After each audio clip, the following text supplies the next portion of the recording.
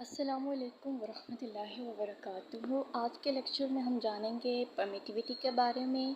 उसके बाद हम डिफरेंस फाइंड करेंगे एब्सोल्यूट परमिटिविटी में और रिलेटिव परमिटिविटी में, जिसे हम डाइलेक्ट्रिक कांस्टेंट भी कहते हैं। So without wasting any time let's start. Permittivity permittivity किसी भी मीडियम की एक ऐसी प्रॉपर्टी है जिसकी वजह से मीडियम अलाउ अपने आप को करता है कि वो किसी चार्ज के कुछ इफ़ेक्ट को ऑब्ज़र्व करे या उसकी इलेक्ट्रिक एनर्जी को या इलेक्ट्रिक फील्ड को ऑब्ज़र्व करे। इन अदर वर्ड्स ये मीडियम की एक ऐसी प्रॉपर्टी होती है जो किसी चार्ज की इलेक्ट्रिक फील्ड को रेजिस्ट करती है। इसको समझना अभी थोड़ा मुश्किल है, मैं इसको थोड़ा डिफ़ाइन करती हूँ। आपने कूलम्स लॉ में जो है वो ऑलरेडी पढ़ा हुआ है कि when ever two point charges, are separated by a distance r, they tend to exert force on each other, known as the Coulomb force, which is directly proportional to the product of the magnitude of the charges and inversely proportional to the square of the distance between them. When we remove the proportionality constant, then it comes 1/4 pi epsilon naught, where epsilon naught is the absolute permittivity of the free space. और general formula can be 1/4 pi epsilon Q1 Q2 और are का square. पहले वाला formula था force जो exert करते थे दो चार्जेस अपने ऊपर एक दूसरे के ऊपर, जब उन दोनों के दरमियान जो मीडियम होता है वो फ्री स्पेस या वैक्यूम होता था। और दूसरा जनरल फार्मूला कि कोई भी मीडियम हो, वो वैक्यूम भी हो सकता था और कोई अनदर मीडियम वाटर और ग्लास एक्सेट्रा। इस लॉ के मुताबिक अगर कोई चार्जेस जो हैं उन दोनों के दरमियान जो है डिस्टेंस r है और उनका मैग्नीट्यूड Q1 एंड Q2 है, तो वो एक दूसरे के ऊपर फोर्स एक्सर्ट करते हैं। अब सोचने वाली ये बात है कि क्या वो फोर्स एक दूसरे पर ऐसे ही एक्सर्ट कर देंगे जबकि वो आपस में कॉन्टेक्ट में ना हो। ऐसी कौन सी चीज़ है चार्जेस के इर्द गिर्द जो आपस में इंटरेक्ट कर रही है जिसकी वजह से दोनों चार्जेस जो है एक दूसरे पे फोर्स एक्सर्ट कर रहे हैं? Yes, there is an imaginary region around the charge known as electric field. जब ये इलेक्ट्रिक फील्ड दोनों चार्जेस की या दो से ज़्यादा से चार्जेस की आपस में इंटरेक्शन में आती है, जब ये इंटरेक्ट करती है इलेक्ट्रिक फील्ड्स इनकी आपस में, तो जिसकी वजह से जो है वो हमारे पास जो है वो फोर्स लगती है। अगर ये इलेक्ट्रिक फील्ड जो है वो इंटरेक्ट नहीं करेंगी तो हमारे पास जो है इलेक्ट्रिक फोर्स भी नहीं होगी। So it means we can say that कि इलेक्ट्रिक फोर्स यानी कूलम फोर्स की जो वजह है वो एक किस्म की इलेक्ट्रिक फील्ड का इंटरेक्शन है। इलेक्ट्रिक फील्ड इंटरेक्ट करने की वजह से ही जो है वो हमारे पास जो है कूलम फोर्स जो है वो हमारे पास आ रही है। व्हाट हैपन अगर हमारे पास जो इलेक्ट्रिक फील्ड जो है एक चार्ज की इलेक्ट्रिक फील्ड जो है दूसरे चार्ज की इलेक्ट्रिक फील्ड से जो है इंटरेक्ट कर रही है, अगर उसका कुछ पोर्शन जो है वो बीच में ज़ाया हो जाए, वेस्ट हो जाए, और अगर परमिटिविटी के लिहाज से कहा जाए कि वो ऑब्ज़र्व हो जाए, जो इन दोनों के दरमियान कोई मीडियम है, एक इलेक्ट्रिक फील्ड जो है वो ट्रांसफ़र कर रहा है दूसरे के चार्ज की तरफ, तो वो ऑब्ज़र्व कर ले।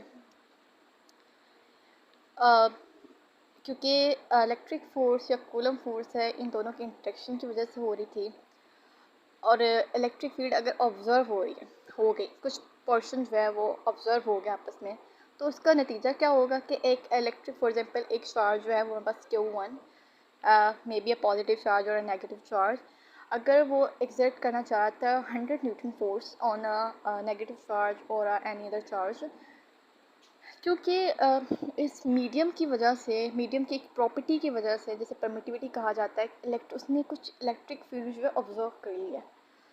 अब क्योंकि वो चाहता तो चार्ज 100 न्यूटन फोर्स है, लेकिन परमिटिविटी की वजह से वो 100 न्यूटन फोर्स जो है वो एक्सर्ट नहीं कर पाएगा दूसरे चार्ज के ऊपर, तो उसका कुछ पोर्शन जो है वो कम हो जाएगा, कम फोर्स लगेगी as compared to the. It means we can say that कि हमारे पास जो है परमिटिविटी ने क्या किया कि उसने इलेक्ट्रिक फील्ड को रेजिस्ट किया। अब क्वेश्चन यहाँ पे होता है कि उसने रेजिस्ट किया या फिर इलेक्ट्रिक फील्ड जो है वो हमारे पास कैसे ऑब्जर्व हुई। तो अब सपोज करें कि हमारे पास दो चार्जेस हैं, एक पॉजिटिव चार्ज है और नेगेटिव चार्ज है, और वी नो डैट अगर तो कोई मीडियम है जो वैक्यूम और फ्री स्पेस नहीं है, तो कोई मीडियम होगा तो उसके अंदर एटम्स और मॉलिक्यूल्स होंगे। Suppose that we have a medium in which there is only one atom is present. We know that in the center there is a positive charge in the form of the nucleus, and around the atom electrons are revolving which are of negative charge. And this is in place between a positive charge and a negative charge. We have an atom. जब हम इस atom को positive charge और negative charge के दरमियान रखेंगे तो क्या होगा, हमारे पास जो एटम के रिवॉल्विंग इलेक्ट्रॉन्स हैं जो कि नेगेटिव चार्ज हैं, वो हमारे पास जो पॉजिटिव चार्ज इलेक्ट्रिक फील्ड जो है आपस में उसको अट्रैक्ट करेगी, थोड़ा सा अट्रैक्ट करेगी, और जिसकी वजह से हमारे पास थोड़े स्लाइटली जो हमारे जो है इलेक्ट्रॉन्स जो हैं वो डिस्प्लेस हो जाएंगे एक साइड पे, और हमारा जो न्यूक्लियस है जो पॉजिटिव चार्ज है वो स्लाइटली जो है वो दूसरी तरफ चला जाएगा। इसकी वजह से पोलराइजेशन इस प्रोसेस को कहा जाता है, जिसकी वजह से हमारे पास पोल्स क्रिएट हो जाएंगे, एक तरफ स्लाइटली नेगेटिव चार्ज होगा और एक तरफ स्लाइटली पॉजिटिव चार्ज होगा। यू कैन सी दैट कि हमारे पास जो दो चार्जेस थे Q1 और Q2, एक पॉजिटिव चार्ज और एक नेगेटिव चार्ज था, उनकी जो इलेक्ट्रिक फील्ड की डायरेक्शन है वो from left hand to right hand है। लेकिन पोलराइजेशन की वजह से जो हमारे पास इलेक्ट्रिक फील्ड प्रोड्यूस हुई है, जो कि बहुत कम है as compared to the outside electric field, उसकी डायरेक्शन जो है वो from right hand to the left hand है। ये इलेक्ट्रिक फील्ड क्या करेगी, हम हमारी इलेक्ट्रिक फील्ड को अपोज करेगी, रेजिस्ट करेगी। तो परमिटिविटी यही होती है कि वो रेजिस्ट करे इलेक्ट्रिक फील्ड को, हमारे दो चार्जेस के दरमियान जो इलेक्ट्रिक फील्ड की उसको रेजिस्ट किया। कैसे रेजिस्ट किया, उसने अपनी एक इलेक्ट्रिक फील्ड बना के जो उसके अपोजिट डायरेक्शन में थी, जिसकी वजह से उसने रेजिस्ट किया। कुछ मटेरियल्स ऐसे होते हैं जिनकी जो इलेक्ट्रिक फील्ड पोलराइजेशन की वजह से बनती है वो स्ट्रॉन्ग थोड़ी होती है, but not more strong than the outside electric field. कुछ की कम होती है और कुछ की ज़्यादा होती है। इसका मतलब है परमिटिविटी है वो जो नेचर ऑफ द मीडियम पे डिपेंड करती है। कुछ मटीरियल ज़्यादा पोलराइज होते हैं और कुछ जो है वो कम होते हैं। तो इट्स मीन्स दैट पोलराइजेशन जो है वो हमारे पास जो है वो परमिटिविटी आई है।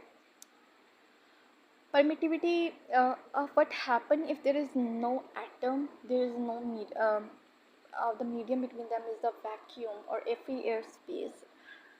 Then क्या होगा कि अगर एक पॉजिटिव चार्ज जो है वो 100 न्यूटन फोर्स लगाना चाहता है नेगेटिव चार्ज पे, देन अप्रॉक्सीमेटली वो उतनी ही लगाएगा, क्योंकि बीच में कोई ऐसा एटम नहीं होगा, फ्री स्पेस है, वैक्यूम है, हमारे पास कोई एटम नहीं है, कोई पोलराइजेशन नहीं होगा, उसकी परमिटिविटी जो है तकरीबन ज़ीरो होती है। और हमने पढ़ा भी है more accurately when we say that it is 8.85 multiply by 10⁻⁻12 Coulomb square per newton and per metre square, which is approximately equal to 0. We can say that when there is no medium between them, then exactly force act which the charge wants to exert on another charge, वो बिल्कुल वही लगेगी, उतनी ही लगेगी। अब हमारे पास उस permittivity को कहा जाता है जो फ्री स्पेस के अंदर लगती है, हम उसको कहते हैं एब्सोल्यूट परमिटिविटी, और इसको परमिटिविटी ऑफ वैक्यूम भी कहा जाता है। अब क्योंकि मैंने कहा कि अगर कोई और मीडियम है जिसमें हमारे पास एटम्स या मॉलिक्यूल्स हमारे पास आएंगे, पोलराइजेशन होगी, पोलराइजेशन की वजह से वो अपोजिट इलेक्ट्रिक फील्ड बनाएंगे, अपोजिट इलेक्ट्रिक फील्ड होने की वजह से जो है वो हमारे इलेक्ट्रिक फील्ड को रिड्यूस कर देंगे, इसके इफेक्ट को कम कर देंगे, और जो फोर्स एक Q1 Q2 पे लगाना चाहता है वो कम हो जाएगी, तो कम हो जाएगी। तो एप्सिलॉन आर क्या होता है कि हमारे पास हम रेशो लेते हैं कि उसकी परमिटिविटी जो है, फॉर एग्जांपल मैंने कहा अगर मेरे पास मीडियम जो है वो वाटर है, उसको हम खाली एप्सिलॉन से हम करेंगे, उसको रिप्रेजेंट करेंगे इन एनी मीडियम। उसको हम रेशियो लेंगे उसकी परमिटिविटी इन वैक्यूम से। As we already know that कि परमिटिविटी अगर कोई वैक्यूम के अलावा कोई मीडियम है तो वो हमेशा जो है वो ज़्यादा ही होगी परमिटिविटी, और ज़ीरो नहीं होगी, क्योंकि in case of vacuum it is approximately equal to the zero, क्योंकि हमारे पास कोई अपोजिट इलेक्ट्रिक फील्ड नहीं प्रोड्यूस होती, कोई अपोजिशन नहीं हो रही होती। लेकिन हम अगर कोई और मीडियम प्लेस करेंगे तो ज़ाहिर बात है कि उसके अंदर कोई एटम्स और मॉलिक्यूल्स होंगे जिसकी वजह से वो अपोजिट इलेक्ट्रिक फील्ड जो है वो बनाएंगे, और वो हमेशा हमारे पास कोई ना कोई हमारे पास जो परमिटिविटी के ज़ीरो से ज़्यादा वैल्यू आएगी। ठीक है, जब हम उससे रेशियो लेते हैं उससे कि उसकी परमिटिविटी ऑफ फ्री स्पेस से, हम उसको ज़ीरो से नहीं कहेंगे क्योंकि वरना तो वो इन्फिनिटी चला जाएगा। We will take it 0.85 multiply by 10⁻⁻12। तो हमारे पास हम देखेंगे कि कितनी जो है वो अपोजिशन वो जो है वो ऑफर कर रहा है in case of the medium as compared to the vacuum. तो उसे हम कहेंगे रिलेटिव परमिटिविटी। सपोज दैट कि हमारे पास किसी मीडियम की जो रिलेटिव परमिटिविटी है वो 2 है। इसका मतलब क्या होगा कि अगर कोई चार्ज कोई इम्पैक्ट करना चाहता है ऑन अदर चार्ज, तो उसका जो इम्पैक्शन होगा वो 2 टाइम्स जो है वो लेस देन होगा इन केस ऑफ वैक्यूम का। Permittivity will always be greater in any other medium than that in vacuum, as I have already stated that. So in simple, whenever we write the Coulomb's law, we also take the relative permittivity, which means that कि अगर कोई medium place किया होगा तो ज़ाहिर बात है permittivity थोड़ी ज़्यादा होगी, और हमने देखना है कि उसकी कितनी गुना ज़्यादा है, 2 गुना ज़्यादा है, 3 गुना ज़्यादा है, 4 गुना ज़्यादा है, तो वो हमें रिलेटिव परमिटिविटी बताता है। It's a ratio. अगर ये रेशियो तो इसका मतलब इसका कोई यूनिट नहीं है, जबकि एब्सोल्यूट परमिटिविटी का होगा। कूलम्ब स्क्वायर पर न्यूटन पर मीटर स्क्वायर। अल्लाह हाफिज़।